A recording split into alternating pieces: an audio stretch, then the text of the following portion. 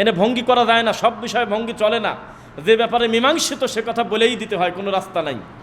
এখন ডক্টর আবদুল্লাহ জাহাঙ্গীর স্যারের মতো নরম করে বলেন, আর আব্দুর রাজ্জাক বিন ইউসুফের মতো হ্যাঁ নাই জবাব দেন, একটা রেজাল্ট আসবেই। তো ডাইরেক্ট উনি বলে দিয়েছে যে না, তোমার আব্বা জাহান্নামে যাবে। তো স্বভাবতই তিনি কষ্ট পেয়ে হেঁটে যাচ্ছে, পথটা ভার হয়ে যাচ্ছে। আসার সময় যে গতি নিয়ে আসছে, যাওয়ার সময় সে গতি নাই। নরম নরম করে হাঁটে। পরিস্থিতি জটিল দেখে আমার রাসূল ডাকলেন আর বললেন, দাঁড়াও, আবি ও আবু কাফিন্নার, তুমি কেন টেনশন করো? আমার বাপ আর তোমার বাপ তো একসাথে জাহান্নামে আছে। তো এই কথা শুনলে আমাদের সমাজের মানুষ তারা মানে পরিস্থিতি জটিল করে ফেলে। হ্যাঁ, আমার নবীর বাপ জাহান্নামে যাবে।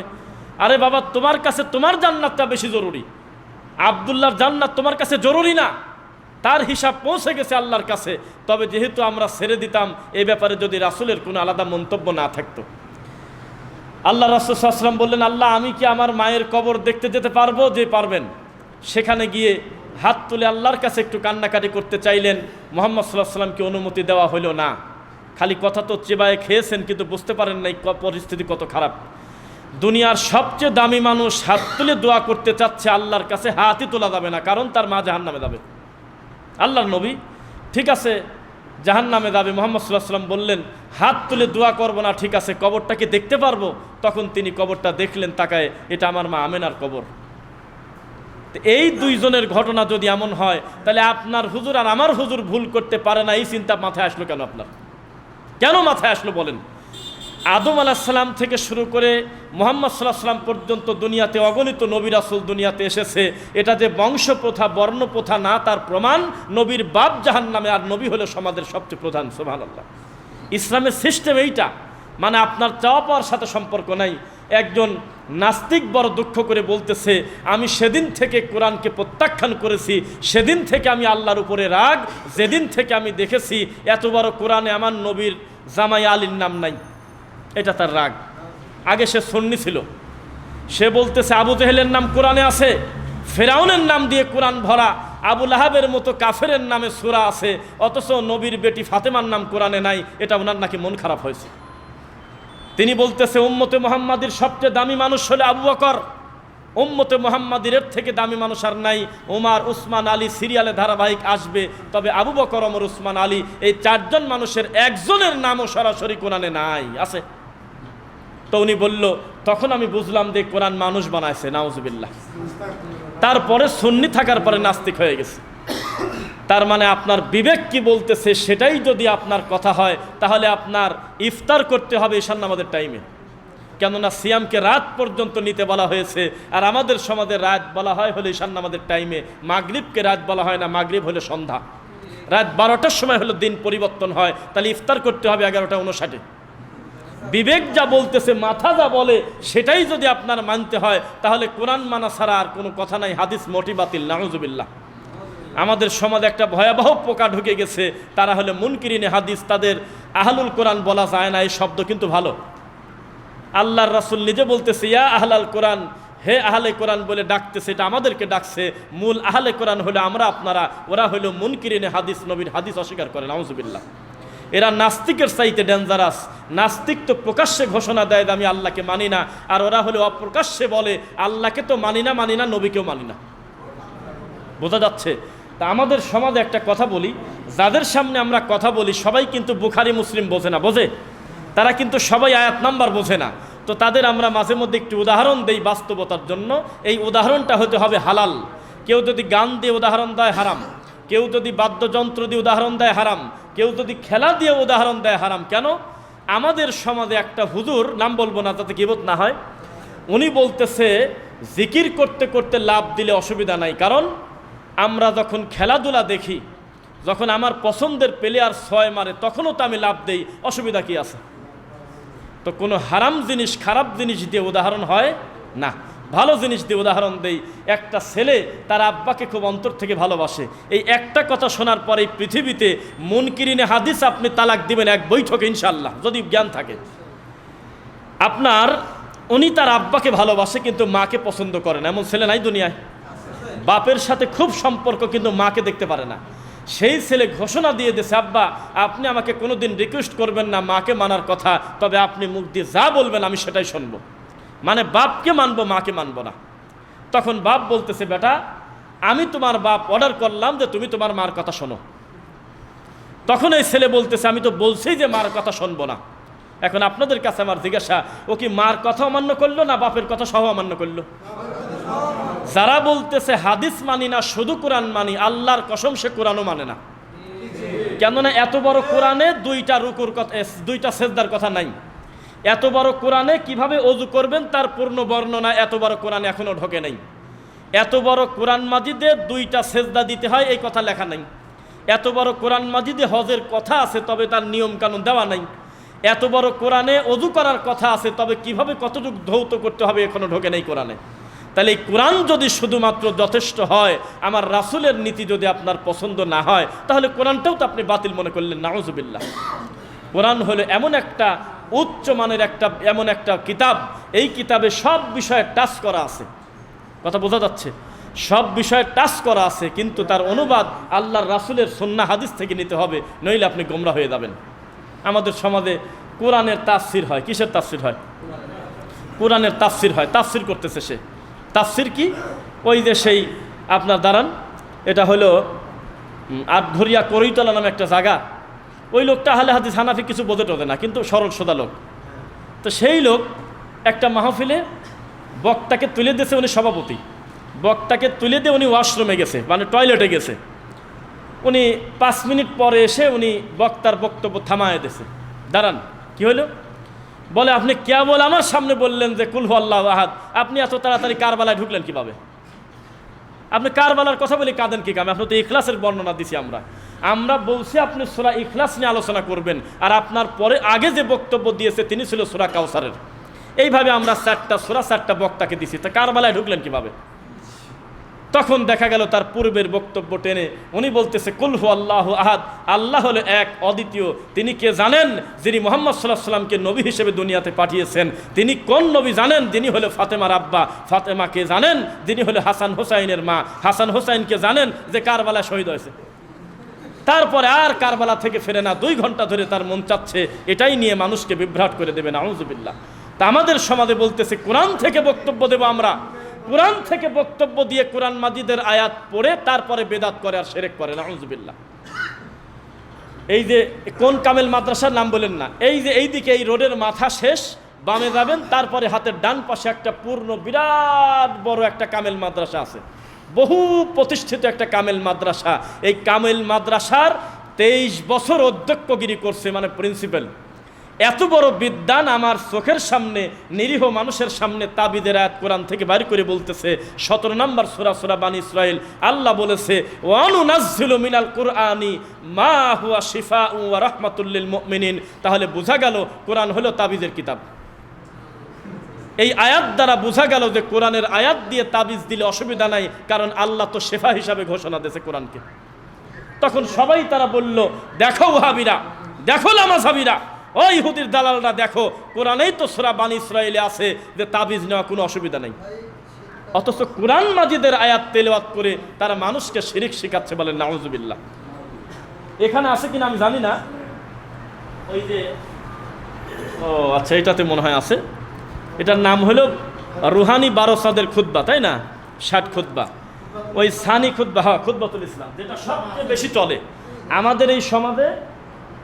সবচেয়ে বেশি যেই খুতবা চলে, দ্বিতীয় খুতবা মানে সানি খুতবায় দেখবেন যে একটা পর্দায় হুজুর বলে, ফাইন্না খায়রুল হাদিসি কিতাবুল্লাহ ওয়া খায়রুল হুদা হুদা মুহাম্মদ সাল্লাল্লাহু আলাইহি সাল্লাম ওয়া শাররুল উমুরি মুহদাসাতুহা কুল্লা মুহদাসাতিন বিদআ ওয়া কুল্লা বিদআতিন দালালা ওয়া কুল্লা দালালাতিন ফিন্নার। উনি বেদাতের কথা মুখ দিয়ে উচ্চারণ করে, নইলে খুতবা শেষ করে না। কিন্তু আজও পর্যন্ত জাতিকে বুঝতে দিল না যে বেদাতটা কি। এই সানি খুতবার শেষে কিন্তু একটা কথা বলে। সানি খুতবা শেষ করলো বিদাতের আলোচনা দিয়ে আরবিতে, আর নামাজ শেষ করার পর বলতেছে নামাজের পরে বসবেন, মিলাদ আছে। তাহলে উনি পড়লো কি আর বুঝলো কি? এটা দুঃখ না বলেন? এই কোরআন মাজিদের আয়াতকে বিকৃত করতেছে। তারা বলতেছে যে মাই ইয়াহদিল্লাহ ফাহুয়াল মুহতাদ ওয়া মাই ইউদলিল ফালান তাজিদা লাহু ওয়ালিয়্যাম মুরশিদা। এই তো আল্লাহ মুর্শিদের কথা, পীর মুর্শিদের কথা কোরআনে বলতেছে। নাউযুবিল্লাহ। অথচ আল্লাহ তার নিজেকে বুঝিয়েছে, আমি হলো ওলি, আমি হলো মুর্শিদ। আমি যদি কারো হেদায়েত না দেই, তার হেদায়েত দেয়টা কিনা? সুবহানাল্লাহ। এই সূরা কাহাফের আয়াতটা নিয়ে এসে হাজারো মানুষের সামনে বলতেছে, এই যে কোরআন মাজিদে পীর মুরিদের আয়াত খুঁজে পাইছি, যে যার মতো কোরআন মাজিদকে কেউ তাবিদের কিতাব, কেউ শিরক বেচতেছে, কেউ বিদাত বিক্রি করে খাচ্ছে, বলেন নাউজুবিল্লাহ। তাই তো আমরা বলি মানুষকে কোরআন আর হাদিস শুধু বলতে হবে তা না, বলতেছে কি সেটাও দেখা লাগবে। একটা কবর পূজারীর মুখ থেকে যদি বুখারি বুখারি বের হয়, আপনি সহজে লাভ দিবেন না, বোঝা গেল তার মতলব খারাপ আছে। এই বুখারি থেকে একটা হুজুর বলতেছে, এই বুখারিতে লেখা আছে বিচারের মাঠে একটা মুরিদকে তার পীর জান্নাতে নিয়ে যাবে, বলতেছে ডাইরেক্ট।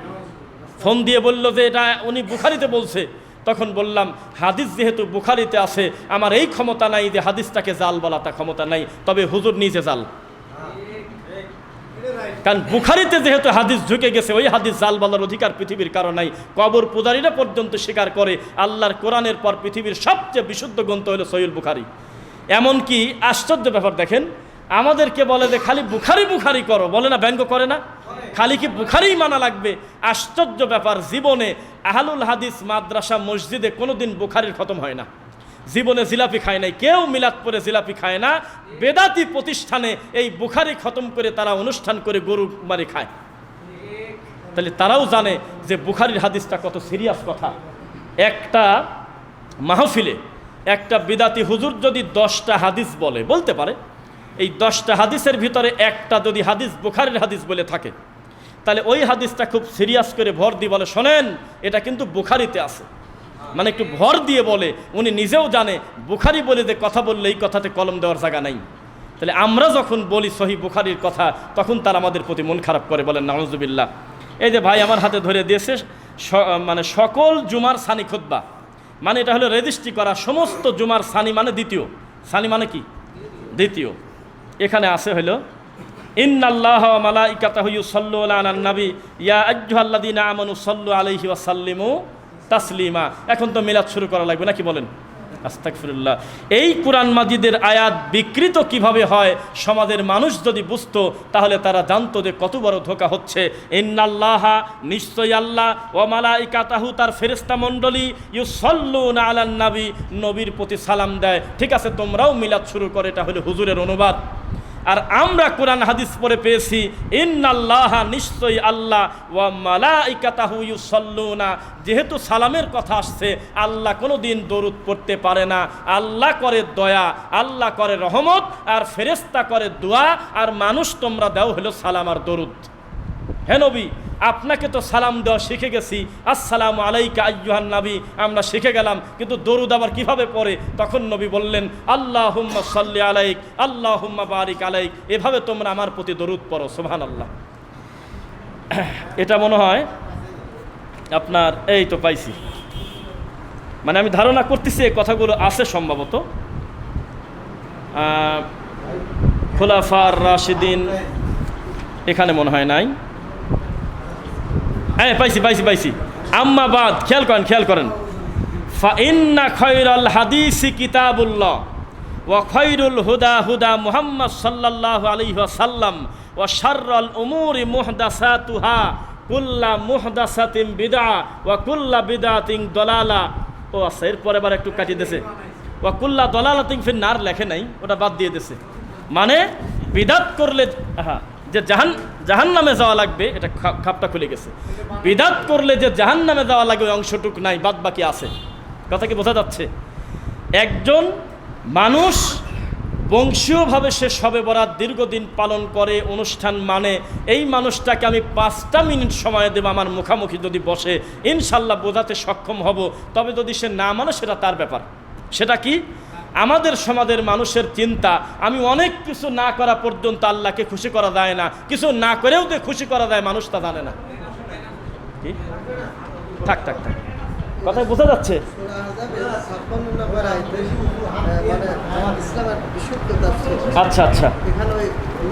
আচ্ছা, এইটা কিন্তু আমাদের সমাজে খুব চলে। কি কোরআন বলেন তো?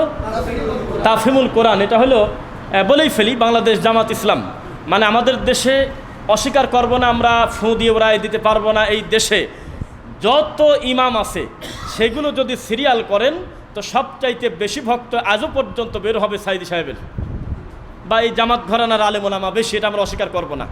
তাদের কাছে এটা হলো প্রাণের কিতাব। সেই বইতে সূরা আহজাবের 56 নম্বর আয়াতের অনুবাদ কি লেখা আছে একটু পড়ে তারপর শেষ করি। কোথায় এটা? ও দরুদ সিরিয়াল করা আছে। কাব ইবনে উজরা, আবু হুমায়দা সাইদ, তারপরে মুয়াত্তা মালিক, মুসনাদ আহমদ, বুখারী, মুসলিম, নাসাই, আবু দাউদ, ইবনে মাজা, আল মাসুদ আল বদরি, আবু দাউদ, সব সিরিয়াল করা আছে। এর ভিতরে সাইয়্যিদিনা, শাফিয়েনা, নাবিয়েনা, হাবিবেনা এই ধরনের কোনো কথা তিনি ঢোকান নাই, আলহামদুলিল্লাহ। এখন আমি যে কথা বলতেছিলাম, একটা মানুষকে আমরা বললাম যে শবে বরাত নাই, বা আপনারা যখন বলেন তখন তিনি বলে কি শুয়ে বসেই কি গুনাহ ক্ষমা নেওয়া যায়? তখন তাকে বলে দেন শুয়ে থাকলেও গুনাহ ক্ষমা পাওয়া যায়, বলে দেন এই কথা। নামাজ বাদ দিলেও আল্লাহর কাছে জান্নাত আছে। সে নামাজ কোন নামাজ? যে নামাজ নবীর দেওয়া না। যেমন শবে বরাত সম্পর্কে এই দুনিয়াতে কোনো সরাসরি সহিহ হাদিস নাই। একটা হাদিস শুধু আছে সর্বোচ্চ হাসান পর্যায়ের, নাসিরউদ্দিন আলবানী রাহিমাহুল্লাহ সহ কিছু মানুষ বলছে হাসান, আবার কেউ কেউ বলছে যে জয়ীফ, বাতিল, দুর্বল। তবে হাসান হাদিসে লেখা যে এই রাত্রে তুমি ঘুম পারো, অন্য রাত্রে ঘুম পারলে এই রাত্রেও ঘুম পারো, তোমার অন্তরে যদি শিরক না থাকে আর হিংসা না থাকে, আমার আল্লাহ অটো তোমাকে ক্ষমা করে দেবে। সুবহানাল্লাহ। মানে এটা হলো তোমার জন্য চাকরির বোনাস। রমজান মাস চাকরি করে 1 মাসের বেতন পেতে, আর অর্ধেক বেতন হলো ঈদ উপলক্ষে মালিক এমনি দিয়ে দেবে। অন্তরে হিংসা না থাকলে আর যদি শিরক না থাকে, মুশাহিন আর শিরক, এই 2 শ্রেণীর মানুষকে আমার আল্লাহ অটো ক্ষমা করে দেয়, আলহামদুলিল্লাহ। কিন্তু মানুষের তো বিশ্বাস হয় না, কয় যে 100 রাকাত পরেই কুল পাইনি, আবার শুয়ে থাকে নেকি পাবো? কিছু না করে নেকি পাওয়া যায়, এটার নাম হলো ইসলাম। যেমন আমার পূর্বে আমার বন্ধুবর প্রিয় ভাই শেখ মুস্তাফিজুর রহমান কথা বলছেন, তিনি বলেছে সূরা ইখলাসের কথা, আয়াতুল কুরসির কথা। 4 ঘন্টা মুনাজাতে কান্নাকাটি করলে যদি একটা নেকি হয় তার কোনো গ্যারান্টি নাই, কিন্তু একবার আয়াতুল কুরসি পড়লে মরলেই সে জান্নাতে যাবে, কথা নবী বলছে। তো যেটা দেওয়া আছে সেটা মানুষের পছন্দ হয় না, যেটা নাই সেটা মানুষ খোঁজে। আর একটা কথা, যে কোনো একটা ফজিলত পেতে কিছু করাই লাগবে, এটা মানুষের নীতি। ঢাকা শাহজালাল আন্তর্জাতিক বিমানবন্দরে গেছেন কেউ? নাম শুনছেন? সেখানে একটা কমপ্লেন বক্স আছে, কমপ্লেন বক্স, দান বাক্স মতো দেখা যায়, কিন্তু লেখা কমপ্লেন বক্স। মানে যে কথা মুখে বলা যায় না সে কথা কাগজে লিখে দেওয়া লাগে। আমি এই অসঙ্গতি পাইছি। এটা পুলিশ 10 দিন পর 15 দিন পর কাগজগুলো বের করে এই কমপ্লেনগুলো পড়ে দেখে মানুষের কি ভোগান্তি আছে। এখন পড়তে গিয়ে একটা আশ্চর্য ব্যাপার, এই তালা চাবি দিয়ে খুলে দেখে হাতে গোনা 7-8টা কাগজ, আর মোট টাকা দিয়ে ভরিয়ে দিয়েছে। মানে জাতি পাগল, দান বাক্সর মতো যা দেখা যায় মোটি টাকা দাও, ওতে বাবার নাম লেখা আছে। কিশোরগঞ্জে আছে পাগলা মসজিদ, ভালো মসজিদে টাকা দেয় না। আপনাদের এই মসজিদের নাম ওই পাশে লিখে দেন ভালো মসজিদ, 1টা টাকা চলন্ত লোক দেবে না। এখনই লিখে দেন জট বাবা, শিকল বাবা, বদনা বাবার মসজিদ, আপনি ওখানে দেখেন দান বাক্সতে টাকা দেবে। এই মানুষের বাচ্চা মানুষ চলন্ত গাড়ি, আতাইকুলার গাড়ি ঠেকায় এখানে বলবে যেহেতু জট বাবার মসজিদ, তাহলে এই মসজিদে মনে হয় কিছু একটা ব্যাপার আছে, অন্তত 10টা টাকা দেবে তারা। এই জাতি পাগল, তারা সরাসরি কোরআন হাদিস পড়তে নারাজ, তারা পড়বে না। তাই তো ডক্টর আব্দুল্লাহ জাহাঙ্গীর স্যার মারার আগে বলে গেছে, আমাদের এই দেশে এই বিকৃত ইসলাম হওয়ার একটা বড় কারণ হলো হুজুররা। কারা? যেই সময় মানুষ একটু আধুনিক হয়ে কোরআন সুন্নাহ শিখবে, তখন আমাদের দেশের হুজুররা লিখছিল তাবিজের কিতাব, লিখছিল মকসুদুল মুমিনিন, বেহেস্তি দেওর, আর ফার্সি ভাষায় কিতাব লিখছিল। কোরআন অনুবাদ করার মতো লোক বাংলাদেশে খুঁজে পাওয়া যায় নাই। সেজন্যই তো আমাদের দেশের হুজুরদের ইসলামের ধর্মের ইবাদতের বইয়ের নাম হইল মকসুদুল মুমিনিন। তারা জানতে পারে নাই দীর্ঘদিন এই ভুলটা চর্চা করার কারণে। আপনি কার কথা বলছেন? নবীর ছেলে টিকতে পারতেছে না বিচারের মাঠে, আপনি কেন আপনার আমল পরিবর্তন করতে আপনার এত কষ্ট? আরে 40 বছরের মূর্তি পূজা যদি 1 মিনিটের ভিতরে ডক্টর জাকির নায়েকের বক্তব্য শুনে ত্যাগ করতে পারে, দিলাম 40 বছরের মূর্তি কবরে। এই মুহূর্তে আমি ঘোষণা দিচ্ছি, আল্লাহ ছাড়া কোনো সত্য ইলাহ নাই। আরে মুসলমানের বাচ্চা, আপনি তাবিজটাও খুলতে পারেন না। আপনার বাপ মুসলিম, দাদা মুসলিম, আপনি কি মিলাদটা ছাড়তে পারেন না? দরুদটা ধরতে পারেন না? আপনাকে কে শেখালো এই নীতি? 40টা বছর মূর্তি পূজা করলো যে এই লোকটা, এত কষ্ট করে, এত আদব আখলাক চরিত্র দিয়ে, তার গোটা বংশ তার নিয়ন্ত্রণে, শুধুমাত্র লা ইলাহা ইল্লাল্লাহ মুখ দিয়ে বলার কারণে লোকটা তার বাপের 100 বিঘা জমি ত্যাগ, তাকে পিটায় বের করে দিল। এই লোক যদি মানতে পারে, তা আপনি মুসলমান হয়ে মসজিদের ইমাম হয়ে কি জর্দাটা অন্তত ছাড়তে পারেন না? কি কষ্ট আছে বলেন? হটকারিতা করে লাভটা কি? গতকালকে আমার বক্তব্যের আগে মনে হয় ভাই বলছে কিনা, ভাইকে, ও না সরি, আমার পরে ইমারত নামে আমাদের ভাই, সুজানগর উপজেলা জমিয়তে আহলুল যুব সংঘের উনি প্রেসিডেন্ট, তিনি একটা কথা বলছেন যে একটা আশ্চর্য ব্যাপার, আল্লাহর পক্ষ থেকে আমাদের একটা নিয়ামত আছে, আমাদের দূর থেকে প্রচুর পরিমাণ গালিগালাজ করে যারা, কটু শব্দ ব্যবহার করে যারা, তারা আমাদের মুখামুখি হলে কিছু বলে না। এটা একটা বড় ব্যাপার। বরং আমরাই সুযোগ পেলে তাকে ডাইরেক্ট বলি, ভাইজান কিছু মনে করবেন না, টাকনুর উপরে কাপড় পরেন, জর্দাটা ত্যাগ করেন, আপনার এই নীতিটা নবীর সুন্নায় না, সরাসরি তাসবিহ দানা না ব্যবহার করে আঙুলে তাসবিহ গণনা করেন, আমরা বলতে লজ্জা পাই না, কিন্তু আমাদের মুখামুখি হলে কিচ্ছু তারা বলে না, চুপ থাকে। এটা প্রমাণ করে কোরআন হাদিসের দাওয়াতের একটা প্রভাব আছে, আছে কিনা? আপনাদের এই সমাজে আপনারা ঘোষণা দিয়ে দিলেন যে আমরা আর কিস্সা কাহিনী শুনবো না, সরাসরি কোরআন থেকে অথেন্টিক বাণী শুনবো, এটা হতে পারে না? এইটা মনে করে মসজিদের সামনে একটা মাহফিল দিলেন, এই মাহফিলের বক্তা মনে করেন আমাদের মতো কেউ, তাহলে একটা লাভ হবে কি জানেন? প্রথম 2 দিন 5 দিন 7 দিন মোড়ে মোড়ে দোকানে দোকানে চায়ের দোকানে সব জায়গা খালি আলোচনা হবে, আরে কি বলে গেল রে, এ তো মেশে না, উল্টা পাল্টা কথা বলবে, তো লাভ আছে। লাভ কি জানেন? উনি বুঝতে পারবে যে এই বক্তারা কিছু একটা বলে গেছে। আর যদি গতানুগতিক মাহফিল হয়, 100তম 50তম 90তম ও সাথে ঘুমালি শেষ, ফজরের পরও কেউ নাম নেয় না, বোঝেই নাই, খালি কাঁদেছে বক্তা, কিছুই বোঝে নাই, আল্লাহ জানে, খালি তাকবীর দিয়েছে। আর কোরআন সুন্নাহ মোতাবেক যারা কথা বলে আহলুল হাদিসরা, এরা বক্তব্য দিলে আপনার মাথায়, আপনি আমল করবেন কিনা জানি না, তবে আপনার বিবেক একটু ধাক্কা লাগে, লোকটা কিছু একটা বলে গেছে, যেহেতু মেশে নাই আমার তদন্ত করতে হবে। আপনাকে আমি বলি, এই নিয়োগীর বনগ্রামের মানুষ যখন সুজানগরে বাজার করতে যান, শাক কিনতে গিয়ে দেখেছেন শাক বিক্রি করতেছে হলে আপনার মেয়ের শ্বশুর, আপনার কি হয়? বিয়াই। আপনার ছেলের শ্বশুর কি হয়? আপনার বিয়াই। আপনার বিয়াই শাক কিনতে আসছে, তবুও বিশ্বাস করলেন না যে শাকটা ভালো কিনা, তবু একটু চাপ দিয়ে দেখেন শাকটা ভালো কিনা, তবু মাছে একটু চাপ দেন যে যতই আমার বিয়েই হোক আমি একটু টোকা দিয়ে দেখবো চাপ দিয়ে মাছটা নরম কিনা। এটা হলো দুনিয়া। আর দিনের ব্যাপারে কোন কালে কোন বাবা কি কথা বলে গেছে, আরে এখনো যায় না আমাদের ওরার গল্প বলে, সি সি সি, এটা চলবে? মানুষ এখন দিন দিন সত্য জানতে শিখেছে। এখানে জাগতিক ব্যাপারে বলি, আপনারা কি জানেন একটা নিয়ম হয়েছে সরকারিভাবে, দলিল যার জমিদার, জানেন? এটা আগে ছিল না। আগে ভোগ দখলের উপরে একটা ব্যাপার ছিল, আপনি রাতারাতি কাউকে তুলে দিতে পারবেন না। দীর্ঘদিন যদি উনি এখানে থাকে 50 বছর, তখন আপনি বরং তার কাছে টাকা একটা কিছু এগ্রিমেন্টে এসে ওই লোকটাকে রেখে চলে যেতে হবে, ছিল। মানে বসবাসের উপরে তার একটা অধিকার ছিল। কিন্তু এখন এক বাক্যে নাই করে দিয়েছে, 100 বছরও যদি কেউ ভোগ দখল করে, মালিক যদি দাঁড়ায়, সঙ্গে সঙ্গে তোমার গায়ে ভায়া দেওয়া লাগবে, কোনো কথা নেই। অথচ এটা কিন্তু কোরআন হাদিস বহির্ভূত কাজ না, এটা ঠিকই আছে, আসলেই তাই।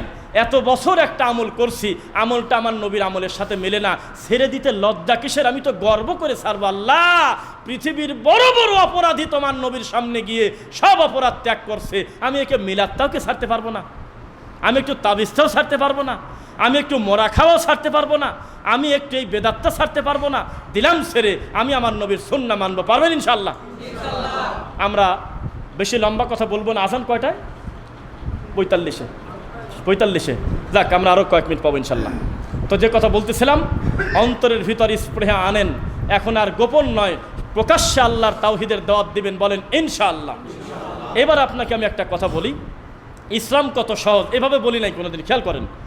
আমাকে কিন্তু ইসলাম বলে নাই যে তুমি মেইন রাস্তার উপরে দাঁড়াও সুজানগর, যত প্রাইভেট কার যাবে, বড় বড় গাড়ি যাবে, গাড়ি থামাও, থামায় লোকগুলোকে নামাও, নামায় বলাই বাটা টাকনুর নিচে কাপড় পরছিস কাউট, এটা বলে নেই। অথচ এটা দাওয়াত।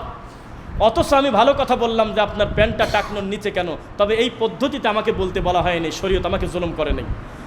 কৌটায়, মসজিদে কৌটায় টাকা দেয়, 5000 টাকা কৌটাতে উঠছে, শরীয়ত আমাকে বলে নাই যে টাকাগুলো বাসো আর বলো এই 500 টাকা কার, 200 টাকা কার, 100 টাকা কার, এটা কি সুদের টাকা কিনা, তোমার কর্ম কি, তোমার উপার্জনের খাতটা কি, এটা জানতে শরীয়ত আমাকে বাধ্য করে নাই। যেহেতু আমার কাছে এটা গায়েব আছে, আমার কাছে সুধারণা করে সব টাকা হালাল, তবে স্পেসিফিক যদি কোনো সুদখোর দিতে আসে তখন আমি কথা বলতে পারবো, কিন্তু মসজিদের কোর্টে আসলে মোট টাকা হালাল, এটা বোঝেন নাকি?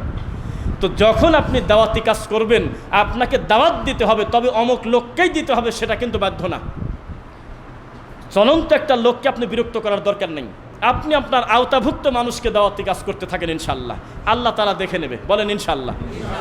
আল্লাহ সুবহানাহু ওয়া তাআলা আমাদেরকে তাওহীদের দাওয়াত দিতে বলেছেন। আশ্চর্য ব্যাপার, আপনি হয়ে যাবেন ইতিপূর্বে বহু নবীর শরীয়ত আর এক নবীর কাছে এসে টেকে নেই। আলী রাদিয়াল্লাহু আনহু বিয়ে করছে কাকে? ফাতেমাকে। আর আলী রাদিয়াল্লাহু আনহুর কি হয়? তা আপনি বিয়ে দেন এখন। আদম আলাইহিস সালামের এক ছেলে আর এক ছেলে উল্টাপাল্টা করে বিয়ে দিয়েছে মেয়ের সাথে, অথচ তারা আপন ভাই বোন। এটা শতালো বলা যায় না। বাপ যদি এক হয়, মা যদি চারটাও হয়, তবু আপন ভাই। বোঝেন এটা নিয়ম? তাহলে আপনি বিয়ে দিতে পারবেন এখন? তার মানে ওই শরীয়ত ওই সময়ের জন্য ছিল, উম্মতে মুহাম্মাদের কাছে এসে আপনার ওই শরীয়ত আর এখন মানতে হবে না। শরীয়তের বহু কিছু পরিবর্তন হয়েছে, একটা জিনিসের পরিবর্তন হয় নাই, তার নাম হলো লা ইলাহা ইল্লাল্লাহ। আগে যেমন ছিল তেমনই আছে, মরা পর্যন্ত এটার দাওয়াতই খালি চলবে। বলেন ইনশাআল্লাহ। তাহলে তাওহীদের দাওয়াত দিলে আপনাকে কষ্ট করতে হবে, পরিশ্রম করতে হবে। আল্লাহর রাসূল দুনিয়ার সবচেয়ে ভালো মানুষ, সন্দেহ আছে? এই মানুষটাকে কাফেররা পর্যন্ত ট্যাগ দিল, এর থেকে ভালো মানুষ হয় না রে। এর চেহারার দিক তাকালে মনটা খুশি হয়, লোকটা ভালো, আমানতের খেয়ানত করে না, আলামিন, সত্যবাদী, মিথ্যা কথা বলে না, ভালো মানুষ। কি এমন কথা বললো মুখ দিয়ে? বলতেছে তাড়াতাড়ি পিটায় তাড়ায় দাও দেশ থেকে। কি বলবেন বলেন? মানে ওহির কথা বললে আপনাকে কষ্ট মানতেই হবে। তবে এখন আর কমন লেগে গেছে, যারা আমাদেরকে বলে আমাকে বের করে দিছে, আমাকে এই করে সেই করে, গালি দেয়, এগুলো আমার সিরিয়াস লাগে না। তাকেই বরং উল্টা ধমক দিয়ে বলি যে আপনি ভয় পাচ্ছেন কেন? মার খেতে খেতে রানিং নবীর কাছে বলতেছে মাতা নাসরুল্লাহ, হে আল্লাহ কবে সাহায্য দিবেন আপনি? মার কি খালি খাবই? আমার নবী হাসলেন আর বললেন, এত অধৈর্য হচ্ছ কেন? আমার ভাইয়েরাও তো মার খাইছে, মানে নবীরা। এত অস্থির হচ্ছ কেন? সূরা আনকাবুত আলিফ লাম মিম, এটার অর্থ কি জানেন আপনারা? জানি না, আল্লাহই জানে। আল্লাহু আ'লামু বিমুরাদ, এর প্রকৃত অর্থ আমার আল্লাহ ভালো জানে। অথচ আমাদের সমাজের রাহে তহা, ইয়াসিন, হামিম, তাসিন, তারপরে আপনার হামিম, এই নামগুলো রাখে। এগুলো শুনতেও ভালো লাগে, কিন্তু এর কোনো অর্থ নাই। কি একটা অবস্থা! সাহাবীদের নাম রাখুক, নবীদের নাম রাখুক, আব্দুল্লাহ, আব্দুর রহমান, আব্দুর রহিম, নাম নাই এগুলো, কিন্তু রাখে কি হামিম। হামিম আবার কি? দুইটা অক্ষর একসাথে লাগানো, এর অর্থ নাই। আল্লাহ ভালো জানে। কে জানে? তামিম, তা আর মিম দুইটা অক্ষর, এর অর্থ কে জানে বলেন? আর লালনরা জানে। নাউজুবিল্লাহ। এই লালনের লোকজন বলতেছে আলিফ হলো আল্লাহ, লামে হলো ফাতেমা, মিমে হলো মুহাম্মদ। নাউজুবিল্লাহ, এটা তারা বলে। তো যে কথা বলতেছিলাম, আহাসিবান নাস, আল্লাহ বলতেছে ইন্টারোগেটিভ সেন্টেন্স, প্রশ্নবোধক চিহ্ন, মানুষ কি মনে করে আন ইউতরাকু আন ইয়াকুলু আমান্না ওয়া হুম লা ইফতানুন, আমরা বলবো যে লা ইলাহা ইল্লাল্লাহ, ঈমান আনলাম, আর আমি আল্লাহ পরীক্ষা ছাড়া এমনিই ছাড়িয়ে দেবো তাদের? ওয়ালাকাদ ফাতান্নাল্লাযীনা মিন ক্বাবলিহিম, তাদের পূর্ববর্তী কাউকে ছাড় দেওয়া হয় নাই। ফালা ইয়ালামান্নাল্লাহুল্লাযীনা সাদাকু ওয়া লা ইয়ালামান্নাল কাযিবিন, তারা কি সত্যি ঈমান আনছে নাকি আনে নাই, এটা পরীক্ষা না করা পর্যন্ত আমি কবরে দেব না। তাহলে ঈমানের পরীক্ষা আছে কিনা? তো 40 বছর ইমামতি করে হুজুরের, একটা মুসল্লিও বলল না যে হুজুরকে তাড়িয়ে দাও, তাহলে হুজুর হলে মুনাফিক। বোঝা গেল হুজুর ধর্ম চুরি করছে। কারণ আমরা কোনো জায়গায় গিয়ে 2টা খুতবা দিলে 3 নাম্বার খুতবা দিতে দেয় না, আর এ লোক 40 বছর খুতবা দেয়। ব্যাপারটা কি? তার মানে উনি এমন বক্তব্য দিয়েছে, একটা হলো উপরের আর একটা হলো মাটির নিচের, মাঝখানের কোনো বেদাত শিরকের নামই নেয়নি। তাই তো একজন সুৎখর হুজুরকে জড়ায় ধরে বলে, এই হুজুরকে দেখলে আমার মনটা ভরে যায়, মিলাদে যাতে 200 টাকা ধরে দেয়। হুজুর আবার উল্টা তাকে ভালোবাসে। উনি বুঝতে পারে নাই যে শিরক কি, বেদাত কি, পাপ কি। তাই তো আপনাকে বলি, ওই যে আমার এই বক্তব্য অনেকে শুনবে, যারা সাইদি রহিমাহুল্লাহকে ভালোবাসে, আব্দুল্লাহ জাহাঙ্গীর স্যারকে ভালোবাসে, তাদের এই ক্ষমতা নাই তাদের বক্তব্য হুবহু অনুবাদ করে তারা যেভাবে দাওয়াত দিয়েছে ওইভাবে দাওয়াত দিয়ে জুমার খুতবা টিকায় পারবে না।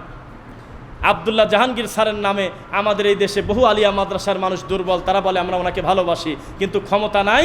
হাদিসের নামে জালিয়াতি, ইয়াহিয়া উস সুনান, আল ফিকুল আকবার, এই বইগুলো রিডিং করে খুতবা দেয়, এমন হুজুর এই দেশে নাই, দেয় না। কারণ জানে এই বইতে লোকটা পুরো কথাটা লিখে গেছে নবীর সুন্নাহর পক্ষে, বিদাতের বিরুদ্ধে। তো মানুষ অভিনয় করে, এ কথাই ঠিক। আজকে যে কথা আমি মুখ দিয়ে বললাম, এর থেকে বড় করা সত্য আপনার পছন্দের হুজুর 40 বছর আগে বলে গেছে, কিন্তু অনলাইন ছিল না, জন্য আপনি ভালো করে বুঝতে পারেন নাই। এখন যখন আমরা অনুবাদ করে বলি আপনার মনে হচ্ছে কথাটা নতুন, আসলে কথাটা নতুন না। এই কথা বলে শেষ করব। এখন যদি আপনাদের এই সামনেই মসজিদে পিছন থেকে একটা লোক বলে এখন এই মুহূর্তে আমি 40 বছর মূর্তি পূজা করতাম, আজকে থেকে আমি মুসলমান হলাম, খুশি না বেদার? খুশি হবেন না? খুশি হয়ে তাকে আমরা বলবো উনি কনভার্ট হলেন। কি হলেন? এটা তো বলেন আপনারা, কিন্তু কনভার্ট হলেন এ কথা বলা যাবে না। অথচ সত্যি তিনি পরিবর্তন হলেন, কিন্তু পরিবর্তন কথাটা মুখ দিয়ে বলা যাচ্ছে না। একটু ধাক্কা দিয়ে আপনাদের বোঝেন, হিন্দু থেকে মুসলিম হওয়াটা পরিবর্তন কিনা? কিন্তু ইসলাম বলতেছে পরিবর্তন কথাটা বলো না। পরিবর্তন কাকে বলে? এক জায়গা থেকে আর এক জায়গায় পরিবর্তন হওয়াকে বলা হলো, মানে পরিবর্তন হলে হয় সেটা কনভার্ট। কিন্তু ওই লোকটা তো এক জায়গা থেকে আর এক জায়গা আসে নাই।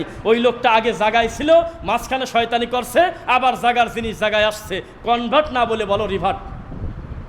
জীবনে বোঝেন এই কথাগুলি বললাম আমি, খালি গল্প শুনেছেন এতদিন, একটু বোঝেন। একটা হিন্দু যখন মুসলিম হয় তখন বলা যাবে না যে লোকটা পরিবর্তন হয়েছে, বলা লাগবে জায়গার জিনিস জায়গায় আছে। কারণ মূলত সে মুসলিম হিসেবে দুনিয়াতে আসছিল, কিন্তু বাপদাদার কারণে, পরিস্থিতির কারণে উনি ভুলভ্রান্তি করছে সমাজে একটা পর্দায়, আবার সে কোলের ছেলে কোলে ফিরে আসলে মায়ের কোলে। এই জন্য তাকে কনভার্ট বলা যায় না, বলা যায় রিভার্ট। এখনই যদি কোনো হুজুর যদি খালি একবার বলে আরে দিলাম বেদাত সারি, দিলাম শিরক ছেড়ে, আমরা সঙ্গে সঙ্গে বলবো এই কলিজার টুকরা ভাইটা পরিবর্তন হয় নাই, উনি জাগার জিনিস জায়গায় চলে আসছে। আসলে এটা হওয়ার কথা ছিল, মাঝখানে বুঝতে পারে নাই, শয়তানের ধোকায় পড়ে ভুল করছে। আল্লাহ তাকে হেদায়েত দিক বলেন আমিন, আল্লাহুম্মা আমিন। আমরা কথা লম্বা করবো না, এখনই শেষ করব, কারণ অনেকের ওযু নাই বা আমরা একটা সময় নিয়ে তারপরে মুসাফির আছে অনেকেই, এক একজনের এক এক জরুরত। আল্লাহ আমাদের এই সংক্ষিপ্ত যে কথাগুলো বললাম উক্ত